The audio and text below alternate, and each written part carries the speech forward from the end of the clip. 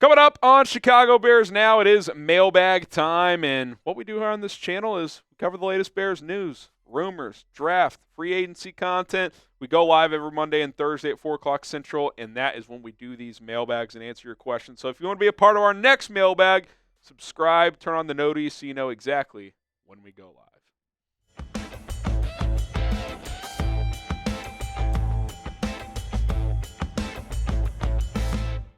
I'm Harrison Graham. Southside Bear 52 says if Mason Graham, Abdul Carter, and Will Campbell are gone and you can't trade down, who's the pick at number 10? Good question, and these teams always run these hypotheticals. If this happens, what do we do? If that happens, who's the pick? Because to me, like, the dream scenario is one of Graham or Carter slides to 10. I would be stunned, especially if it's Carter.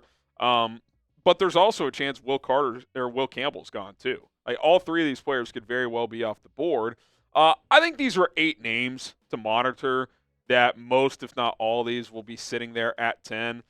Mike Green, the edge out of Marshall, who doesn't quite have the measurables of a typical Dennis Allen edge, so keep that in mind. Kelvin Banks Jr., whose scouts are very split on as a prospect. Armand Mimbow, who I think is rising.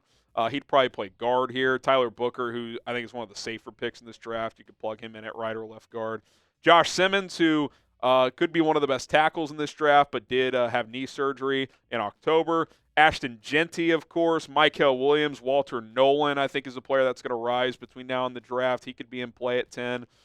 Because remember, we always say, just trade down, just trade down. Well, it takes 2 to tango, and this may not be a draft where a lot of teams are looking to trade up, because there's not a lot of quarterbacks like there were last year. So you got to be prepared to take a player depending on how scenarios play out. Fill in the blank. If you had to predict it today, the Bears will draft blank at number 10. Who is that player going to be?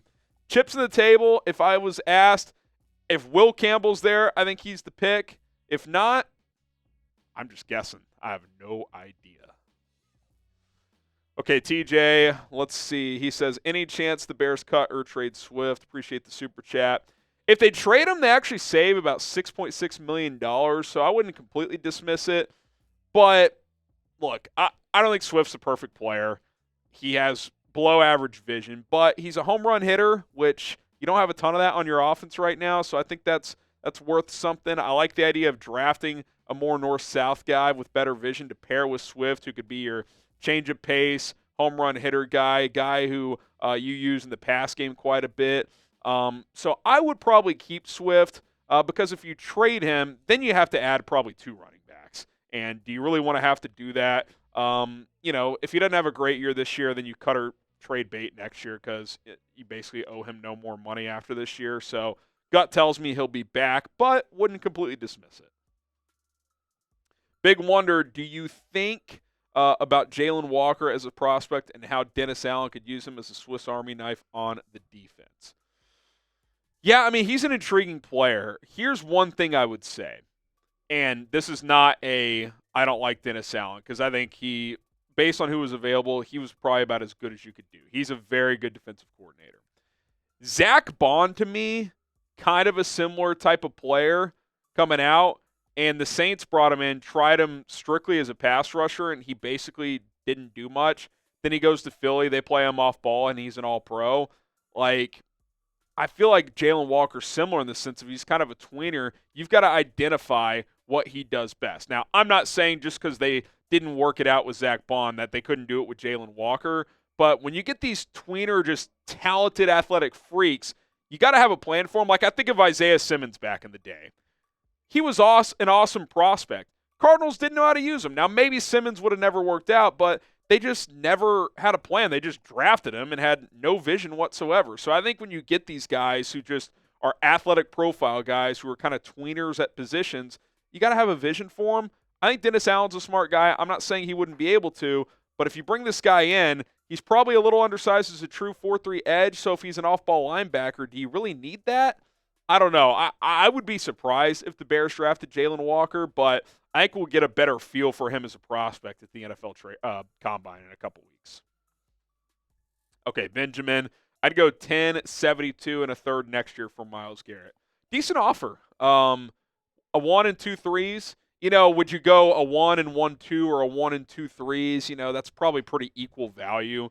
I'd probably go the 1 and 1-2 because you do have the extra second round pick. Now, if you get that third round comp pick for Ian Cunningham, if he gets the Jags job, and depending on when you're watching this, we may or may not have clarity on that situation. That could obviously, change your outlook on what type of picks you'd want to trade. But yeah, I don't think that's a bad offer at all, Benjamin, because if you do that, you still have 39 and 41 this year, which could be 2 starters if you draft well. So definitely not opposed to that. Just a reminder to subscribe to the channel. If you want to be a part of these mailbags, we go live on Monday and Thursdays at 4 o'clock Central Time. Fire in the chat, #Bears or Super Chat. And, of course, we have other daily content as well. It's free. All you got to do is subscribe. We got, oh, dude, why is nobody talking about Khalil Mack or Haason Reddick? Maybe cheaper options, and we can save our draft capital. I have talked about Khalil Mack. I would absolutely bring him back on a 1 or 2 year deal if the price isn't too lofty. Like, what, $15 million a year, 2 for 30, 20 guaranteed? I would do that. Haason Reddick, I just don't like how last year played out. Now, I blame the Jets more than Reddick because he made his intentions clear. But then he eventually came back and he did nothing. So, like, what's left in the tank there? He's been more of a 3-4 edge. Bears run a 4-3. If he's cheap, sure. Like, if you're talking like a 1 year, $8-10 million contract, I wouldn't mind a flyer there, but he's just not someone who's highly on my radar. Jacob Stark, what is your solution to the tight end position? I think you got to draft somebody at some point, probably day 3, in all likelihood, depending on how things fall, and then you probably sign somebody. I think you would prioritize blocking tight ends because they used a lot of those in Detroit. They had Laporta as kind of their clear starter, which would be Kmet here. And then their other guys were blocking tight ends that could also, catch the check downs, the underneath routes, all that stuff. So that is how I would approach that. Get 2 guys that could come in here, can block, and at least have solid hands. That's what I would be looking at. Okay, name an NFL draft sleeper. Who's a diamond in the rough that we haven't talked about? Let me know who that prospect is, as we are about 2.5 months away from the NFL draft. All right, we got Mike Nintendo Master. Draft Pat Bryant. Yeah, we should probably talk about him more out of Illinois. I know he's local. I'll look into him. Could be a decent option in the middle rounds of this draft. Soldier Bear 85, Landon Jackson in the second round. Yeah, I think he could be in that range, 39-41.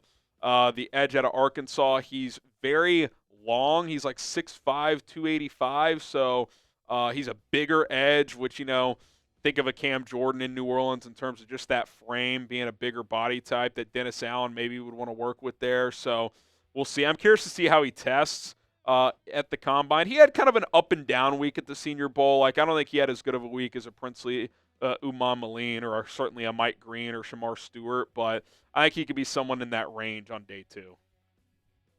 DC Viper, would you draft Wyatt Milum in the second, depending on how he does at the Combine? Yeah, again, that 39-41 range, that's probably like the earlier end for him. To me, he feels early second round to mid-third round. Again, that range, a lot of these prospects kind of just, you throw them in there and they're going to go whenever. So I'd say his high end is, somewhere in the 30s. Low end, maybe 70s. Like, I think he'll be somewhere in there. I would love him at 72. If he was still there at 72, he'd be a guy I would love there. 39-41, not opposed, but let's see how the Combine testing goes and, see, how some of these other offensive linemen do. Sean White, I've heard that the Bears really like Kiran Amegadjie as a future long-term option at left tackle. Have you guys heard anything? Well, where have you heard that? Obviously Poles likes him. He took him in the 3rd round. I'd love to know what Ben Johnson's thoughts are on him. Hopefully next time he has media availability, someone asks him about how he views him as a potential future starter, because they did draft him in the 3rd last year. Obviously that game where he was forced to start, found out the night before that Braxton wasn't going to play.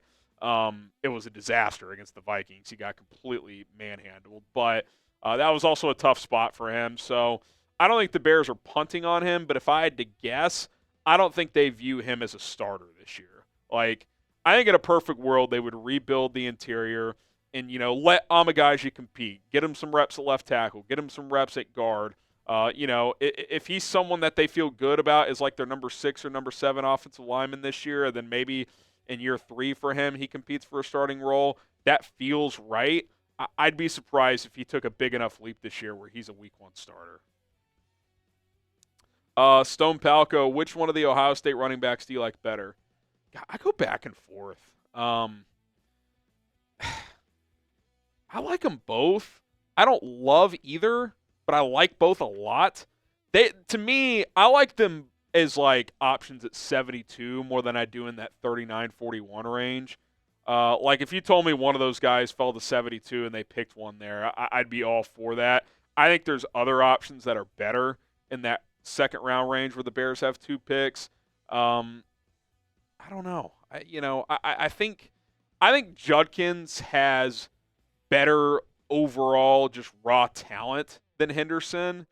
But I felt like Henderson maximized his touches more this year. So, again, it's hard to say. I think both are very good prospects. Both, I think, can be starters in the NFL. Can both be 3 down backs in the NFL. Probably not as rookies, but if you pair one of them with Swift, I think that could be a pretty good pairing in 2025. Give me a follow on Twitter and on Instagram at HGramNFL. We will continue the conversation over there. If we didn't get your question answered, that's where you can find me. Appreciate everybody tuning in to Chicago Bears Now.